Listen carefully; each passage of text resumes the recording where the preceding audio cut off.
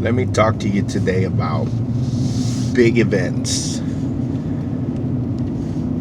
Big events that you might deal with could potentially be graduations. In some religions, it would be milestones.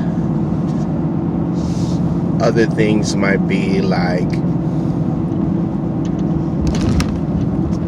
marriage.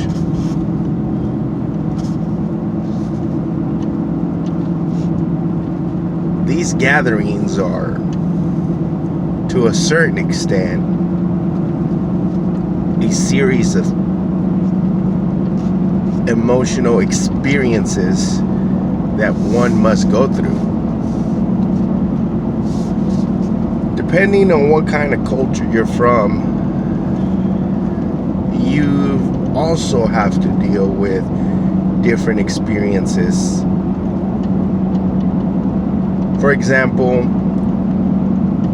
in the Hispanic culture, I hear a lot of quinceañeras, is when a young adult,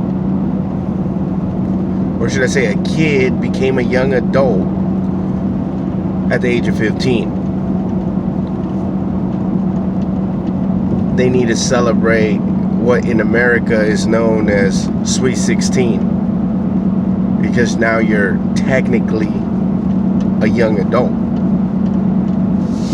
I understand the celebration part, but what I don't get is it feels like you're parading something to the world. And the question is, do you really want to do that? Now, when you get married, you spend thousands of dollars on that event to only probably enjoy 15 minutes of it at the max, because then, according to tradition, you're ushered away to your honeymoon.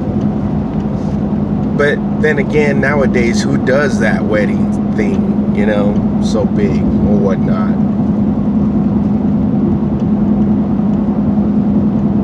When you're doing religious events, same thing. They're like tiers.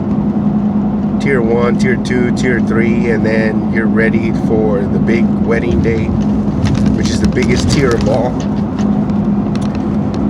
But the question here is, what's the point of having all those festivities if you're not going to live the way that your religion is supposed to teach you, or you were indoctrinated? So what I'm trying to get at is, when you do graduations, you show up and everybody turns into this weird thing of a person, pushing and shoving, mad dogging, all afraid. You want to take photos. And then it clicked. For me, at least, it clicked. I don't want to be that person that's trying to take a photo of my kid walking across the stage, because it's something you already knew